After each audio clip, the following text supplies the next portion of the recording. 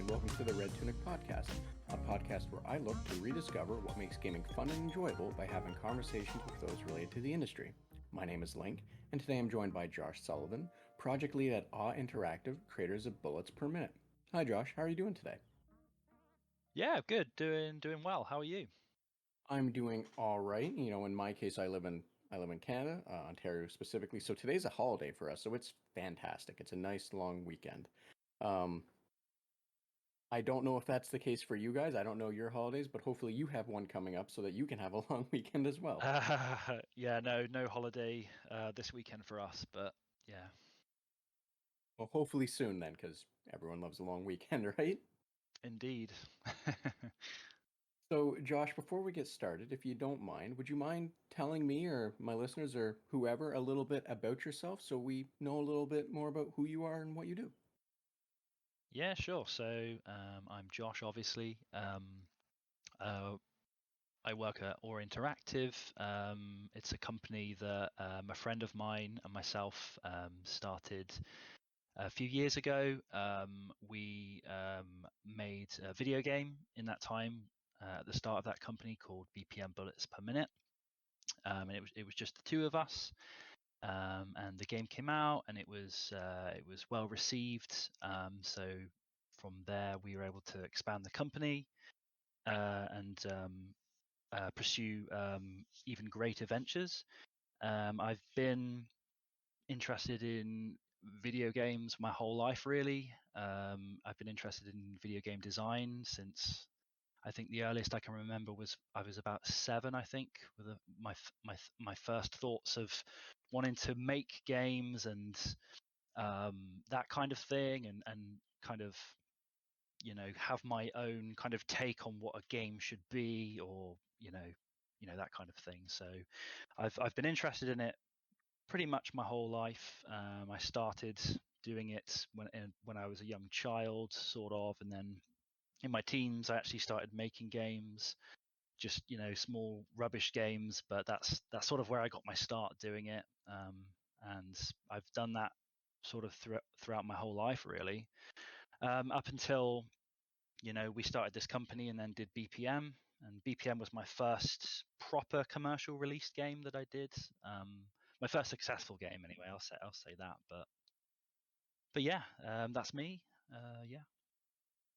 And thank you for sharing that. And you said something, and I've had other people say this, and for whatever reason, it's never clicked on me to ask this, to follow up with this kind of. Just out of curiosity, have you ever thought back on, because I've been enjoying games my entire life. I should preface a little some context for how I'm getting to this question. I've enjoyed games my entire life. Most of my friends when I was younger, we all talked about games, we all played games, and we too probably did what you did, which was sit around and talk about what we thought the perfect game would be at like 6, 7, 8 years old, or what have you, right? And in my case, that would have been like the Super Nintendo era. And thinking back on those, I'm gonna call them hot takes. They probably were very bad in fundamental functionality, like everything. They were probably bad games, because you're 6, 7, 8. You have no idea. Just out of curiosity, do you remember the kind of games you might have thought about when you were younger? And thinking like quickly on it now, do you think they would have been good games? As in the kind of games that I would have wanted to make when I was younger. Is that what you mean? Sorry. Or Yeah, kind of. Yes. um, yeah. I mean, I think I remember the first game I sort of designed. I mean, designed is I would say very loosely. I remember it vividly it was when I was 7. I had a notebook and I would just write down ideas and stuff and cool things. And it was the first game. The title was called Spring Cleaning, and you played as a mother who would go around the house and kill like the germs and stuff, and swat flies and all these kind of things. It was very, very strange. I couldn't tell you how the game would play or what genre it would have been, but that was like the first kind of idea I'd come up with, that I would have said, would be the first thing I would have come up with like a kind of game thing. It definitely wouldn't have been very good. To answer the question, it wouldn't have been very good. So I'll say this just because the world we live in now, where we have games like Lawnmower Simulator, and by all means, I am not meaning to throw shade at these idle games or what have you. But in a world of idle games like that, you describing that game, I think it might work in today's climate done right. I So mean, yeah, done right. Yes, that's the key, isn't it? I think the way I would have done it, it wouldn't have. I mean, I don't know how I would have done it. That's just it. It was just an idea, a premise, if you will. But yeah, you could you could totally take that description I just gave, and you could totally make a fun game out of it if it had like a really cool concept.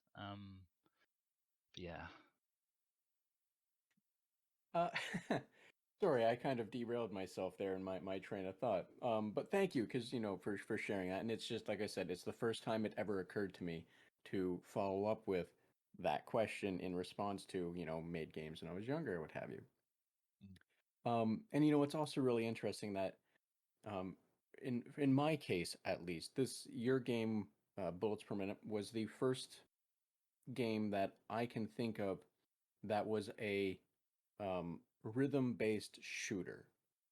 Mm. And like I said, that's the first one I've thought of. So I'm not meaning to pay disrespect to anyone else that might have done one or a version of one before, what have you, if anything I'm about to say. But I think it's really interesting, and I've really enjoyed what I've played. I'm not the greatest. Um, I've done a few runs. I beat it once. I beat it once, Well and it done. was by sheer dumb luck of getting effectively like a rocket launcher and then picking up a thing that lets it shoot two rockets at once or something. I don't remember. It was just dumb luck on my part. I've never been able to recreate it. Um, Probably won't for a long while. But I just want to say I really, from what I play, I've really enjoyed it, and I think it's just a great idea. And I've, since you guys have released it, I've started to see some other ones being announced and what have you. Um, but in my mind, you guys are going to be kind of like the fathers of that genre. Um, how I'm wondering if you guys look like how do you guys feel about seeing the potential landscape opening up for more of those kind of rhythm based like roguelite or just rhythm based shooters in general? And I don't mean that in the sense of, are you angry, are you mad? Because as someone has said before, the rising tide raises all ships. And I would Mm. hope, and it seems to be consistent that that's a shared feeling. So I'm just meaning in general, like how does it make you feel to know that something you guys may or may not have kind of pioneered or started up is now seeming to gain more traction and just be something that we might have the ability to enjoy more of? Yeah. Yeah. It's very cool. It's really cool. I think what we did with BPM is we proved that the formula can work. I'm sure we're not the first person to have ever thought, oh, wouldn't it be cool if there was a game where every time you shot your weapons, it was like in time with the music. I'm sure someone must have had that idea at some point. Whether or not they did something with it, I don't know. But I think, yeah, we were the first ones to kind of prove that it does work and it can be successful. So, in that sense, I feel like we've really helped, other devs out to realize, oh, we can do this as well. This is a proven concept. We can do something like this, and maybe we can do it better, or maybe we can do it like this, or so. Yeah, it's kind of cool, and it's actually quite funny because there are two other kind of main rhythm first person shooters that are out there at the moment. One of them hasn't both of them haven't come out yet. One of them has a demo, that's Metal Hellsinger, and then the other one is the Gun Jam. That's it. That's not come out yet, but that's going to come out. It's really funny because we all of our studios were making our games at the same time, and no one like took the idea from anyone else, which is really odd. So it was within a span of 3 months, all of our games were announced. It was just really weird. Like, there's no rhythm first person shooters, and all of a sudden within 3 months there's 3 studios with 3 different games.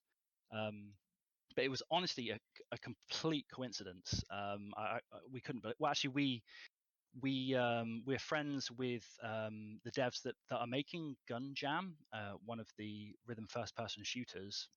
And we knew long before they'd announced their game, and long before we'd announced BPM existed either. We knew we were both making this type of game. So it was just a really funny, weird coincidence. But yeah, so it's really exciting to see more rhythm shooter games pop up. There was another one that was announced like a month ago, I think. I can't remember what it's called, but and it looks totally different to BPM and plays totally different, but it has the same premise that you shoot on beat with the music. And yeah, it's just really cool because the more I worked on BPM, the more I sort of grew to love this concept. So it's really cool to see other people, other studios try and do something with it and kind of grow this genre, if you will. Yeah, it's really cool. And yeah, and like I said, I'm happy to hear. Obviously, that I realize that when I ask that question, it could be interpreted as a loaded question. I'm in no way was it meant to be and such, but I'm glad to hear that you guys find it just as amusing that within such a tight time span. I didn't know it was such a tight time span myself, but I find it amusing that you guys are Mm. like, oh yeah, this is interesting that everyone kind of Yeah. collectively but separately came to the conclusion that the world's ready for this, like we can do this, let's do it. Yeah. And Yeah. and you're right, it's a good thing for the future. I think if other devs that might have wanted to try it are seeing it, these kind of games be successful, because there's a lot of underrepresented genres or methods or I'm trying to I'm struggling for the right word. But there's a lot of different types of games that I think people would be interested in seeing, but if you don't have any ones that are successful or working, Mm. you're not going to get more of them. And then when you do get to play them and you enjoy them, having more to enjoy, because they're not always going to be the same theme. They're not always going to be the same exact mechanics, what have you. Because like the difference between the Metal Hellsinger or what have you. I can't remember the proper name. If that isn't it, I'm sorry. But like the difference between your game and that game is your game's kind of a roguelike, has roguelike elements and what have you, and theirs is more of, in my opinion, is telling a story by the music as opposed to um, Mm. like roguelike elements, randomly generated. Yours obviously does have a story, but like they're two very different games that aren't Yeah. really competing. And it's nice that we're going to have more games that aren't meant to directly compete with each other in that space, but more exist and just add to the pool of things that if people are like, oh, I really like this, they have all these other games to play as well. And I think that's just fantastic. Yeah. So, Josh, you did say that you've been doing like your own little games for quite a while. When you were like 7 or so, you designed your first game that we spoke about. But what was it about developing games? Like how did you get into it? What was it that made you want to go this way and start making games? Yeah, well, so yeah, for me it was from a very early age, but I think it was just the experiences I had as a kid playing, certain games and having these experiences with these games, that yeah, I just wanted to have my own kind of how to say this, my own kind of like flavor to a game, all games have their own flavor, but I wanted to kind of project what I had to offer. um, so yeah, so it started, I think it really started from that because yeah, when I was young, I would play a lot of games and I'd really enjoy them, and I'd really I'd want to be able to add things to the games that I would play. I'd want to add new characters and stuff like that. And yeah, I guess I just wanted to project my own kind of flavor onto things.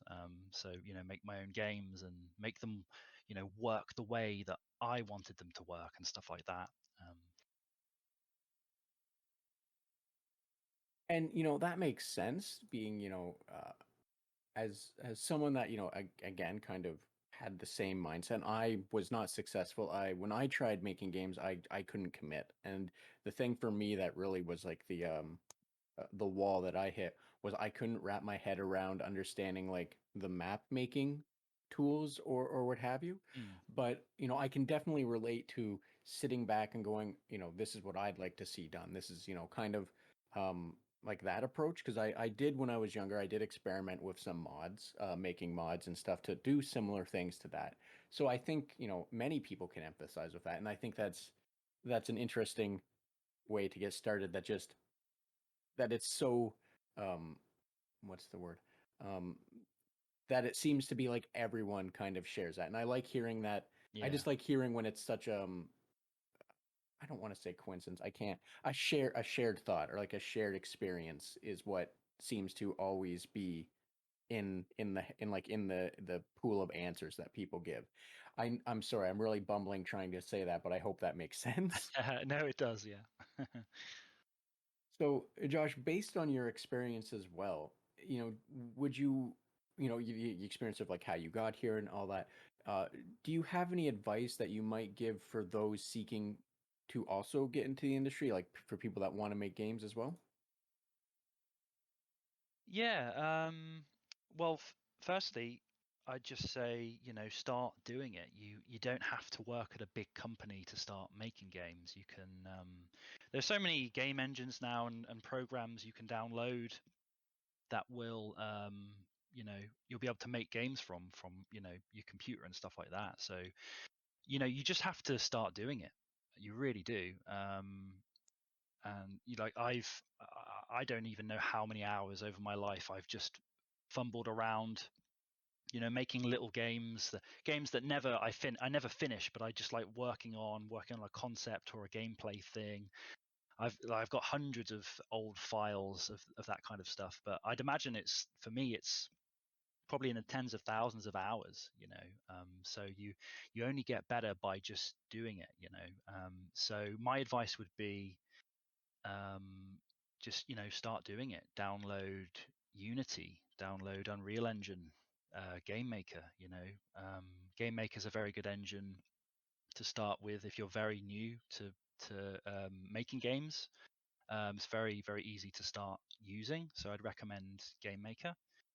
um, if you want to get into the kind of working for bigger companies and stuff like that, I think the route is, and this isn't the route I took. I took the indie route.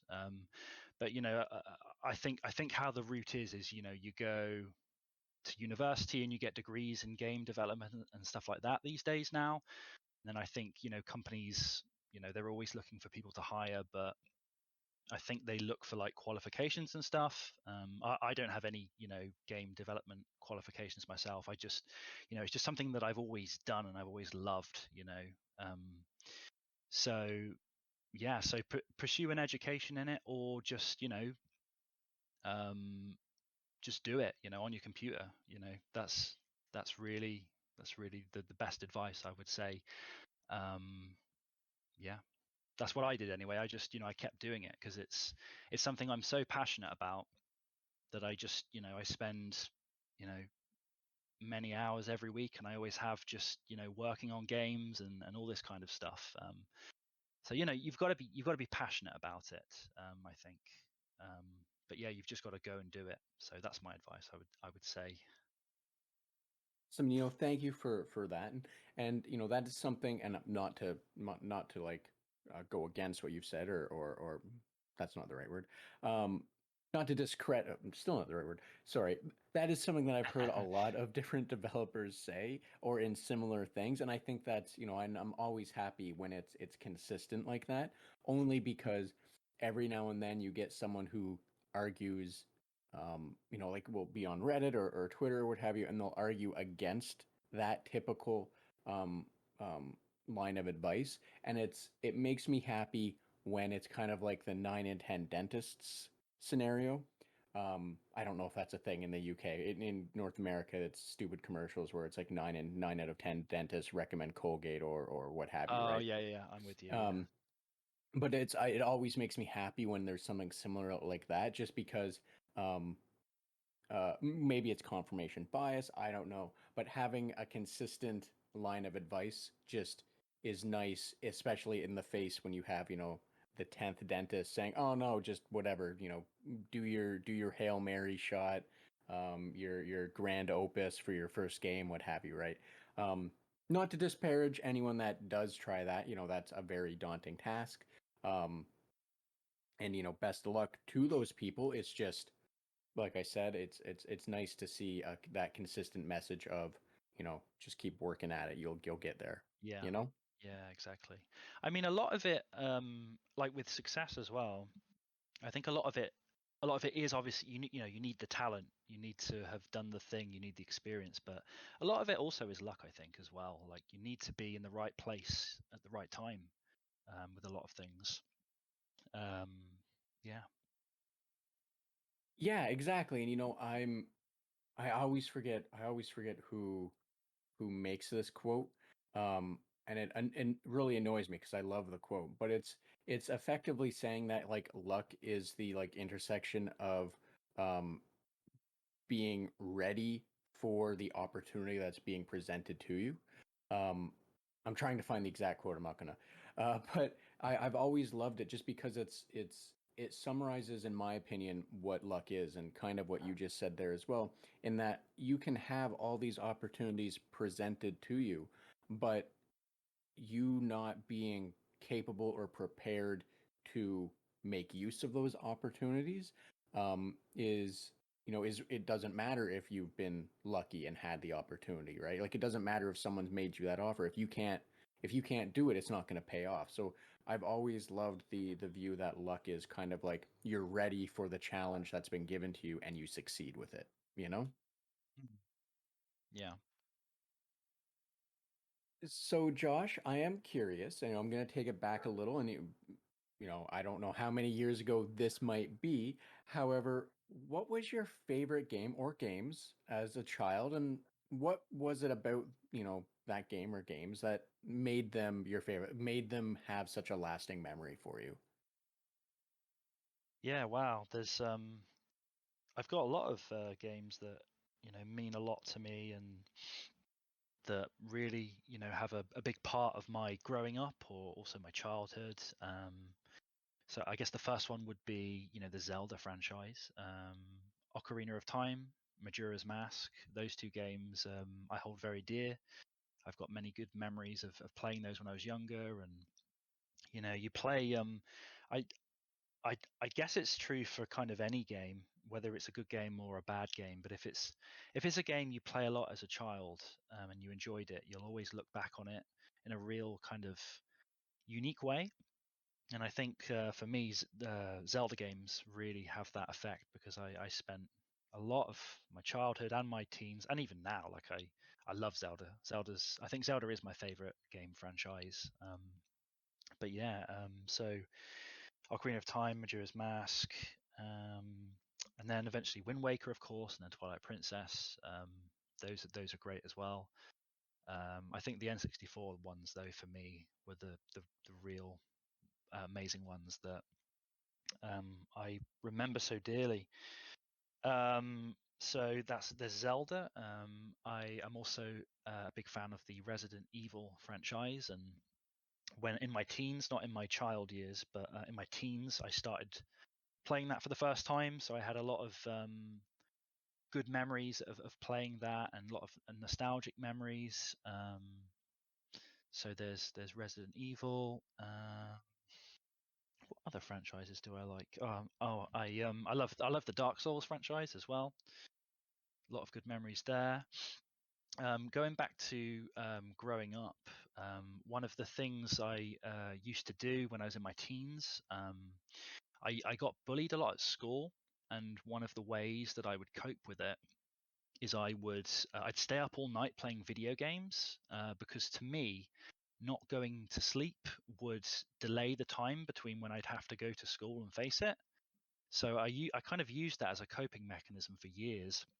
And in turn, for me, it just created such a bond to these games that I would play. There'd be a real kind of comfort and a real kind of escape from my reality at that time. What was the question? Did that answer the question? Sorry, I went off on a bit of a tangent. No, and that's absolutely fine. Yes, that did answer the question. The question was your favorite game or games as a child, and what was it that made you like hold them to such high regard, keep the fond memories or what have you. And yes, you did answer the question. Oh, Um, good. and I can understand, I can empathize where with the escapism, if you will, making Yeah, bonding to those games or what have you. I myself have a handful of games as well that I very much um, um, bonded with, I guess you would say, when I was younger. And they're all yeah, over the place, like Harvest Moon 64 or Wolfenstein Enemy Territory. All of these games for different reasons that you create different bonds with and different memories for, yeah. or what have you. So, yeah, definitely. I think everyone can emphasize with that for whatever reason. Some of them are for some people they can be deeply personal, and some of them can just be simple things like me and my friends. We really enjoyed this. Like for example, GoldenEye for me. Oh, Me and my yeah, me friends too. really enjoyed that, and Yeah. just thinking on it, I'm sure, and it just like you, and I'm sure like everyone else, you probably can think back on that and think of some of the really dumb stuff that you found that just annoyed everyone. My favorite, just as a slight tangent, really quick, my favorite thing that I learned that annoyed absolutely everyone, um, when we had obviously, because everyone does the rules, no odd job. Um, Yeah, the I was wondering if you were gonna mention that. um, but the thing that I learned that annoyed everyone was because you could crouch in that game. If you Yep. crouched, you had about the same height as Odd Job. But if Yes. you held, if you depending on the controller scheme, so what have you. But if you held the C controls for strafing and you put yourself at like a weird diagonal spin, you would do these weird kind of I forget like the proper term of the pattern. I don't know if you guys in the UK had spirographs, I think they were called, or spiros or Yes. something. But it was like, for those that don't know, you put a pen on a gear and it would go around and it would make a weird, funny circle shape or pattern or what have you, right? Mm. You would do something similar to that, and it was absolutely impossible for my friends to hit me. The only way they could do it is with explosives. So I think fondly, and when I think back on Double O or on GoldenEye, this is one of those core memories that comes up just because the Yeah. absolute hilarity of driving the game to a complete halt as everyone sat there trying to kill me as I was just effectively crab spinning around the room. Yeah. Um, I wasn't doing any damage. If I had a machine gun, I'd do the additional like the random damage as I just held fire and prayed and sprayed. But what have you, right? Um, but yeah, no, everyone can relate to that, emphasize to that, I would hope and think, and yeah. Now, I am curious as well because um, I've mentioned this before, but my first experience with the 64 game or the Zelda 64 games. Um, and for me it was just I was I think I want to say like 9, 10ish when the 64 came out.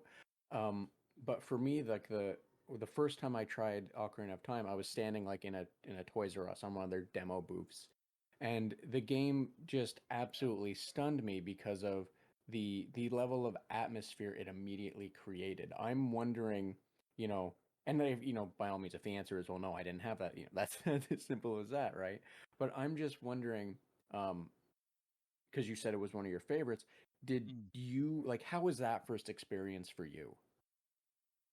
Well, it's funny. Well, yeah, I can tell you the exact situation I first played it. It was actually identical to what you just described. I went into a Woolworths, which no longer exists. I guess you could say it's a bit like Toys R Us. And they had a booth there, where you could pick up the controller and play, and it was Ocarina of Time.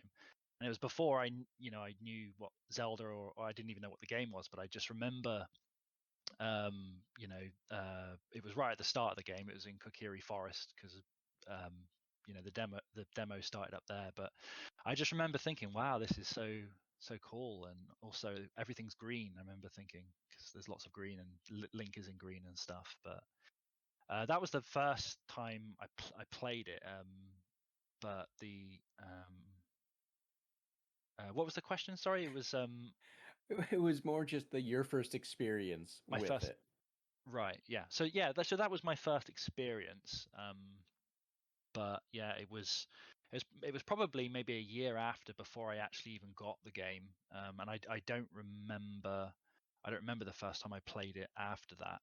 But that memory stuck out at me because I just remember going into the Woolworths, and the booth was there, and you got to play it, and yeah, I remember thinking, oh, this is cool, and everything's green. And I thank you for sharing that. And it makes me happy to know that it was that we both basically had that same kind of experience. It's amusing to me Yeah. that that such a thing can exist, but it's great that it does, because it just means that other people as well had that same kind of awe and wonder, them being sucked into it just for the same reasons that I did, and I'm sure everyone, like a lot of other people did. Mm. So, Josh, I am curious, and I don't believe it was covered in the previous question. If it was, if you feel like you're treading old ground, I apologize. But what is it that makes gaming enjoyable to you? Like, what is it about games that you're gonna look at a game and go, "Oh, this is the game that I'm going to enjoy." What is it that does that for you? I think a couple of things. For me, the first thing, I guess, is I like to just get lost in games. So, I play a lot of RPGs where you can kind of, do your own thing, and kind of, explore and make your own kind of story. So that's one aspect that, for me. The other one is, I just like games with really fun game mechanics, where it's fun to do the same thing over and over again. Whereas, usually if you're doing the same thing over and over again, it feels boring. But if a game nails that gameplay loop where it's fun, then the game is a winner as far as I'm concerned. But yeah, so yeah, I think that's what it is for me. I think a lot of people, they like the social aspect of gaming, online gaming, and all that kind of stuff. I've got a lot of friends that they love playing, games together. Chivalry 2's just come out, and a lot of my friends and people at the studio play that in the evenings and stuff. But I've never really been a social gamer. It's always been something I've done, on my own, or if I have friends over, sort of thing. But yeah, that would be for me. Yeah. And I can definitely understand and relate to a lot of what you just said. Me myself personally, I too am not really a multiplayer online. I don't play a lot of online multiplayer games. For me, it is more of a solo thing, or kind of similar to what you said. It's going to be in person couch co-op kind of thing. Yeah. Um, Yeah. and with that in mind, then, is there a is there like a single player game? Well, I should just say game. You already said it's going to be single player, or inferred that. Is there a game that you you're gonna fall back to? Like, let's say you get home, it's been like a rough day, for whatever reasons. But is there like a single player or a game, sorry, that you're just gonna boot up and you're gonna play to help you relax? Um. I mean, it does change. I mean, at the moment, I don't when I play it's quite rare for me to sit down for a while and play games, because I'm just so busy with making games and stuff. But when I do, it just depends what I'm on at the moment.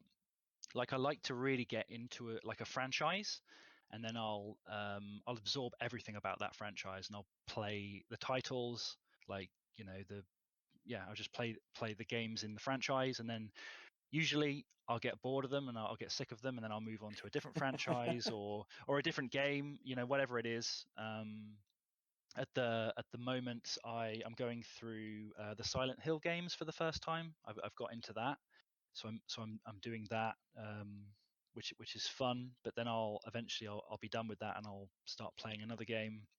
I've actually recently just bought Cyberpunk, and I've just booted it up for the first time ever. So I'm just trying to get into that as well, because it's an RPG, and I like kind of the whole RPG thing of making your own adventure and doing what you want, sort of thing. But yeah, there's not really one specific game that I'll always fall back to kind of relax. I guess it kind of depends what I'm for.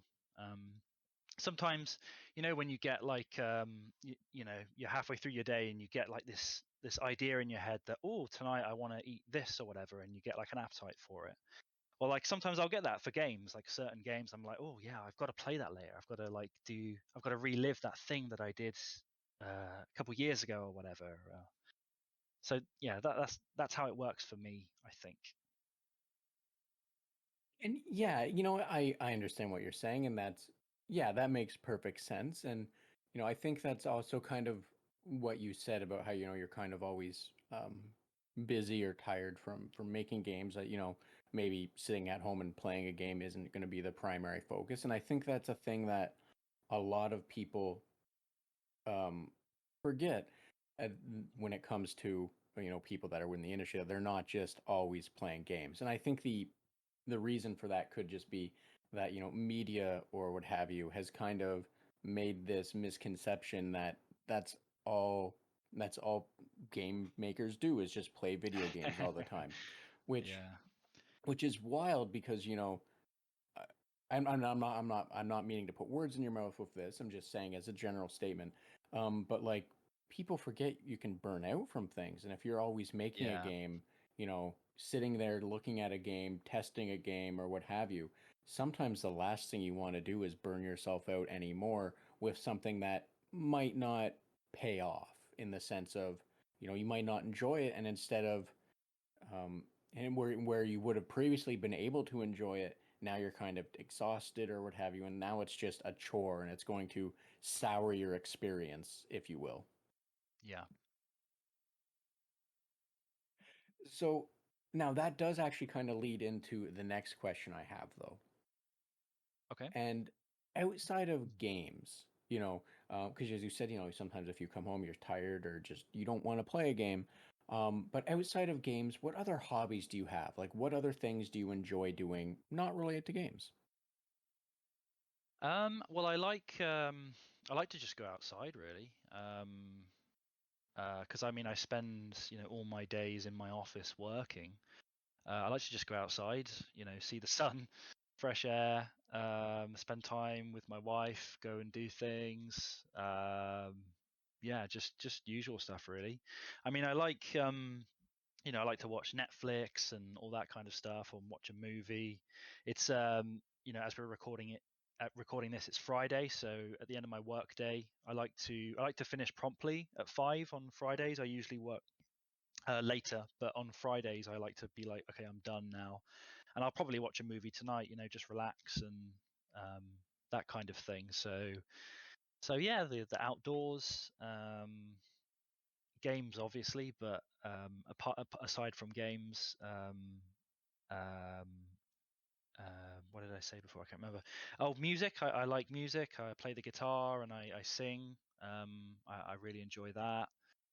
Um, yeah, I think is yeah. Oh well, hang out with my friends as well.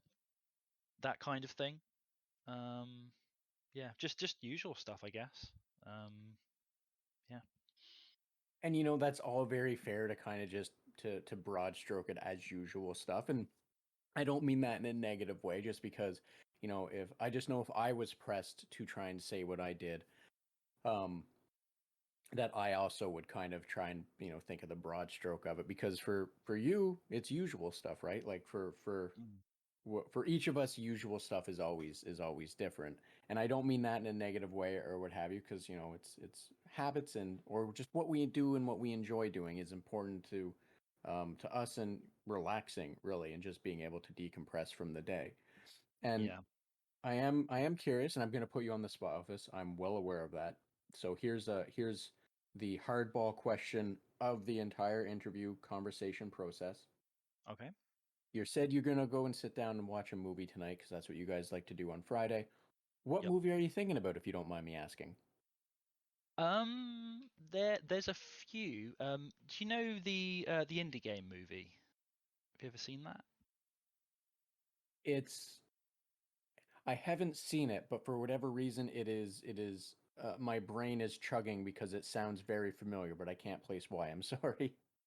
Yes, it's a movie that follows three game devs about 2010, 2011 when they were releasing their indie games. It's kind of like a documentary thing, but I just found out that there was actually a sequel, so I might watch that tonight. Um, or if not, I'll just flick through Netflix or Prime or whatever and find something that tickles my fancy. But yeah, so that is a movie that I do want to see. So I'll probably watch that tonight. So the sequel to the indie game movie. And thank you for explaining it, because the moment you said about the three indie devs back in 2010, it immediately clicked that it was the documentary kind of thing that had like Phil Fish, and I forget Yeah, the that's it. person that did the art style is right there in my head. It was that time traveling puzzle game. Um, Jonathan Blow. Thank Yeah, you. His game. great. Yeah, so thank you. The moment you said that, it all came back to me. So okay, so yeah, well, hopefully that's an enjoyable experience if that is what you land on. Um, I'm not going to lie, just because today is July 1st. Was almost expecting you to say it's probably going to be the rest of Stranger Things. Um, I still need to watch that new series. I haven't seen it since season 3, which is a few years ago now. But yeah, I do need to get round to watching that because I do love Stranger Things. It's very good. I'll say this, and this isn't meant to be like a negative comment or what have you. Um, Prepare yourself, just because some of those episodes are like 2 hours long. Oh, Um, really? yeah, they Wow. it really the season, well, the season part one and two, I think is going to be like 8 episodes. But if they like had averaged them out to an hour each, it probably would have been like 13 episodes or something. So Wow. yeah, Blimey. prepare yourself for that, because you'll sit down like, oh, I'll watch an episode, and then you'll realize you'll start at like 8 o'clock and suddenly it's like 10 o'clock or what have you. Um, Okay. Wow. so plan accordingly is the only thing I'm gonna say about that. I'm not gonna, try and uh like the season, I've enjoyed it. I'm not gonna try and spoil or lead Hmm, anything for you. Just prepare yourself for the amount of time it'll take to get through each episode. fair enough. Well, yeah, as I said, hopefully you enjoy, the indie movie. If not, whatever else you guys land on. Um, so as I don't want to take up too much more of your time, though. As we got started, you had mentioned that you do have a bit of a busy day, and as well, I don't want to do anything that would potentially push back your walking away at 5 o'clock um, um, time limit. I don't know the right word. I'm sorry. Uh, That's okay. with that in mind, as I said, I don't want to take up too much more of your time. However, if there was anything else you want to discuss, maybe a cool game, what else you guys are doing, and then by no means think that that is me trying to like secretly sneak anything out from you guys. But if there's anything else you guys were doing or you want to talk about, or just something you felt more people were aware of, by all means, the floor is yours. And also let everyone know where they can find more information about you, or about Bullets Per Minute, or about the company, or what have you. Just anything you feel more people should know of, I will also put in the episode description. Awesome. Yeah, so I mean we're very busy working on our next games at the moment. I can't unfortunately say anything about what these games are, but we're being very ambitious with one of our next titles. So unfortunately, you won't see anything new from us for quite a while now. But we are indeed working very, very hard every day on the next things we're doing. Yeah, so you can you can't follow me on social media because I'm not on social media. But you can follow our company or Interactive on Twitter, which is AWE Interactive or Interactive, and our game BPM, and the handle is at BPM Game. Yeah. Awesome, and thank you. And I will include those those Twitter handles in the episode description for you guys. Cool. If people Thank want you. to find out more about you guys, I want to make it as easy as possible because, I Thank personally, you. like I said at the beginning, oh, no, no worries whatsoever. But like I said at when we first started talking, I really have enjoyed what I played of BPM. I enjoy the concept. I enjoy the theme. I think it's a great approach because uh, I personally have always liked the I'm gonna say pantheon. I don't know if that's the right term. I don't know if that is often used for the Norse mythologies or what have you, but I've always liked when games mix in pantheons. I've always liked the stories or what have you surrounding, all different cultures, gods or demigods or what have you. You finger quoting here, uh, you know, heroes or whatnot. Mhm. And getting to the way you guys mix that in, I thought was really interesting. I also really enjoyed it. Oh, cool. Thanks, man. Oh yeah, no worries. Now, if you will permit it though, I am curious. One last question before I do truly let you go, if you don't mind. Sure. Yeah, go for it. So for people like me that might have a little bit of, uh, I don't want to say trouble, but if we keep hitting blocks, is there a build that you really particularly enjoyed in bullets per minute that worked well for you that you would maybe like to share for me in particular so that I could maybe find it and maybe get to the end once or twice more? Um, to be honest, I don't really have a favorite build. I usually just play the default character, which is Gol, and yeah, when you complete the game on medium and hard, you unlock the secondary and ultimate ability from the start, and those are pretty powerful. I think they might be a little too well. The ultimate anyway is probably a little too powerful, but yeah, I mean also if anybody out there struggles with the rhythm aspect of BPM, because we're quite harsh in the fact that if you don't shoot in time, the gun will not work. So there is actually an accessibility option in the game settings called auto rhythm, and when that's enabled, whether you shoot out of time or not, the game will still shoot in time for you. So yeah, if anybody does struggle with that, there is an option to to make it a little bit easier, but it's definitely more rewarding if you can yeah if you can if you can figure out the timing and get it right and stuff. But yeah. And thank you for that, and especially the accessibility part. I did not know that existed, and by all means, that's on me. I don't really explore menus unless I have a reason to. Um, Yeah, sure. But no, thank you for that because that's something good to keep in mind just in general for people. Me personally, my way of keeping rhythm is actually in between shots is I'm reloading or I think it's the reload. But Yeah, it's just in between everything I'm doing that and that's my keeps you in baseline. time. Yeah, Yeah, yeah, that exactly. makes So it's sense. but no, that's good to know for accessibility as well. Good to know that the beating it once or twice gets you access to the skills quicker or right out the gate. That might make it a little easier for me to redo attempts with. So thank you. I'll keep that in mind when I get back to it because I think with Gaul I have the second ability. So now I just have to get it do it once more, and I think I'll as you On put it. hard, yeah. Oh, I have to go on hard. Okay, I'll do my I best, think it's hard, yeah. but I think that'll help because I'll, as you said, it might be a little overpowered. Yeah. But Josh, as I said, that was just meant to be a quick final question. If there wasn't anything else you had that you wanted to add or wanted what have you, I will let you go and I'll let you get back to your day. Fantastic. Thanks so much for having me on your podcast. Yeah, no, honestly, I really appreciate you guys, working this out with me, you making the time.